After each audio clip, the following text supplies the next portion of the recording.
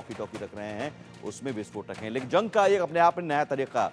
हमारे साथ खास मेहमान जुड़े हुए हैं इस वक्त, मेजर जनरल रिटायर्ड अनुज माथुर डिफेंस एक्सपर्ट हैं। स्वागत है सर आपका। अनुज जी, सबसे पहला सवाल ये, अपने आप में एक नया तरीका है तकनीक के इस्तेमाल से और बहुत तबाही वाला तरीका है ये। देखिए सुमित, ये एक ऐसा नया आयाम जुड़ा है वॉरफेयर के साथ, जिसके कारण आप देखें ये सिर्फ लेबनान तक सीमित नहीं है। ये आज की तारीख में इस प्रकार के वॉरफेयर इफेक्टिव रिजल्ट लेने का मकसद मतलब ये है कि आज कोई भी सुरक्षित नहीं है। आपके हाथ में मोबाइल है, मेरे हाथ में मोबाइल है, कोई भी सुरक्षित नहीं है। सबसे बड़ी बात यह है, अब हम लेबनान के बारे में बात करते हैं। देखिए लेबनान के ऊपर इस हमले का असर क्या हुआ है। इस हमले का असर लेबनान के ऊपर यह हुआ है कि पहला, उनको ये बता दिया गया है कि मोसाद और यूनिट 8200 में थोड़ा बताऊं आपको कि ये इजराइल की इंटेलिजेंस कोर की एक कोर का एक हिस्सा होती है, और जितने भी क्लैंडस्टाइन ऑपरेशंस होते हैं उन क्लैंडस्टाइन ऑपरेशंस को अंजाम देने की जिम्मेवारी यूनिट 8200 की होती है। और ये बहुत ज्यादा कामयाब यूनिट है, और पिछले कई सालों में इन्होंने कई स्तरों पर लीडर्स को और लोगों को, इन लोगों ने एलिमिनेट करने में बहुत बड़ा योगदान दिया है।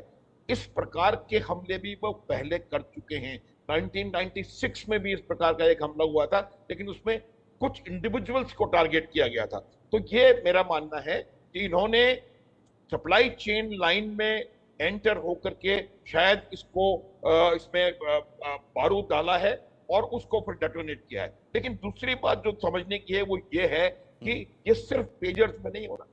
पेजर्स में आप मान लेते हैं कि सप्लाई चेन लाइन से आपने घुस के उसने बारूद डाल दिया। रेडियो सेट्स में हो रहा है, ये घर के, जैसा आपने बताया कि घर के इक्विपमेंट्स में हो रहा है। तो ये हर चीज में बारूद फिट करना संभव नहीं है। इसके लिए एक और टेक्निकल तरीका है, इलेक्ट्रोमैग्नेटिक पल्स ये जनरेट करते हैं। एक डेफिनेट फ्रीक्वेंसी पर वो इलेक्ट्रोमैग्नेटिक पल्स को जनरेट किया जाता है।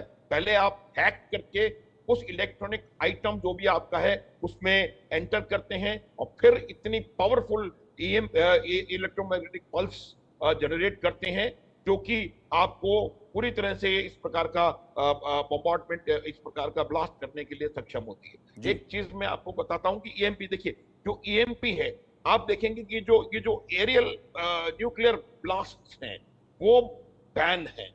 टेस्ट करना भी इसलिए बैन होता है कि तो वो ये जो अपने आप न्यूक्लियर ब्लास्ट बिल्कुल होता है, वही मैं कह रहा हूं कि अब तक जो एक मिनट सुमित जी, एक सेकंड मेरे को जी सर, वो जो न्यूक्लियर ब्लास्ट होता है वो भी किसी गिवन एरिया के ऊपर इतनी जबरदस्त इलेक्ट्रोमैग्नेटिक पल्स क्रिएट करता है जिससे कि उसके अंदर, उसके एरिया में आने वाले तमाम इलेक्ट्रॉनिक इक्विपमेंट जैम हो जाते हैं।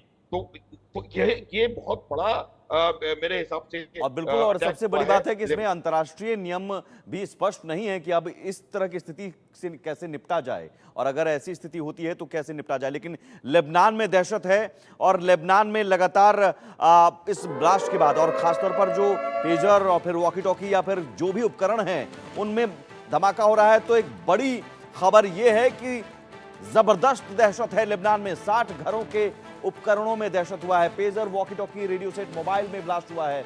20 लोगों की मौत हो चुकी है, कई लोग घायल बताए जा रहे हैं, कई लोगों की आंखों की रोशनी चली गई है। राजधानी बेरूत के साथ कई शहरों में ये मास अटैक हुआ है। पेजर समेत कम्युनिकेशन डिवाइसेस में धमाके हुए हैं, और सीरियल ब्लास्ट के बाद दहशत है। लोग ये समझ नहीं पा रहे, वहां पर जो हिजबुल्लाह के मेंबर्स हैं, कमांडर हैं, वो समझ नहीं पा रहे हैं कि भाई किन चीज़ों का हम इस्तेमाल करें अब, और सभी चीज़ों को हटा दें घर से। कहाँ, कब, किस वक्त और किस चीज़ में धमाका हो जाए जो हम रोज़ इस्तेमाल कर रहे हैं वो पता नहीं। वहाँ दहशत की स्थिति ये है। तो मोसाद का ऑपरेशन, अब समझिए कि धमाके कहाँ कहाँ हुए, और 60 घरों के इलेक्ट्रॉनिक सेट, दुकानों में रखे रेडियो सेट, वहाँ धमाका हुआ है। मोबाइल फ़ोन में धमाका हुआ, 15 गाड़ियों की बैटरी में धमाका हुआ है, 1 दर्जन से ज़्यादा बाइक और स्कूटी में धमाका हुआ है, बायोमेट्रिक डिवाइस में धमाका हुआ है, और 500 से ये छोटे छोटे धमाके दूसरे दिन भी ज़्यादा हुए हैं। 500 से भी ज़्यादा धमाके हुए हैं, भले ही छोटे हैं लेकिन ये नुकसानदेह। सीधे सीधे चूँकि आपके पॉकेट में वो चीज़ें आपके साथ हैं और वो धमाका होता है, नुकसान सीधे पहुंचाता है।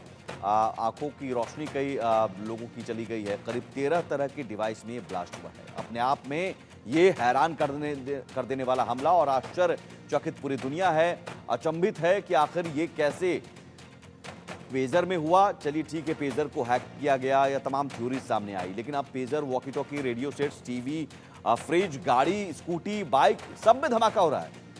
तो कितना नुकसान हुआ है इस समस्या अब तक? 20 से ज्यादा लोगों की मौत हो चुकी है, 500 लोग घायल हो गए हैं। 2 दिन में 36 से ज्यादा की मौत, 20 से ज्यादा की मौत तो एक दिन की बात हमने बताई। 2 दिन लगातार धमाके हुए हैं और कुल 12 कमांडर्स, हिजबुल्लाह के 12 कमांडर्स की मौत हुई है। 500 से ज्यादा लोगों की आंखों की रोशनी चली गई है। अंदाजा लगाइए कि यह धमाका कितना खतरनाक है। तो धमाका लगातार हो रहा है। अब सवाल है कि अब आगे क्या होगा। धमाके से लेबनान दहला है और अब आगे क्या होगा? क्या अब आगे युद्ध होगा? क्योंकि ये सब जानते हैं हिजबुल्लाह का समर्थन कौन कर रहा है, ईरान कर रहा है। तो यहां सबसे बड़ा सवाल है कि तुर्की ने हर संभव मदद का भरोसा दिया है, हमले युद्ध की शुरुआत के संकेत बताए हैं। तो तुर्की अब क्या करेगा? तुर्की ने तो कहा कि हम हर संभव मदद करेंगे लेबनान का, हिजबुल्लाह का, और ये हमले युद्ध की शुरुआत के संकेत हैं। सीधे सीधे ये धमकी, इजरायल इंटरनेशनल लॉ का उल्लंघन कर रहा है तुर्की का ये बयान। 2 दिन से लगातार हमले हो रहे हैं। अब तुर्की क्या करेगा ये देखना होगा। सभी निजी और सरकारी स्कूल फिलहाल एहतियातन बंद कर दिए गए हैं। टेक्निकल इंस्टीट्यूट और यूनिवर्सिटी बंद कर दिए गए हैं, क्योंकि वहां पर कई सारे उपकरणों का इस्तेमाल भी होता है।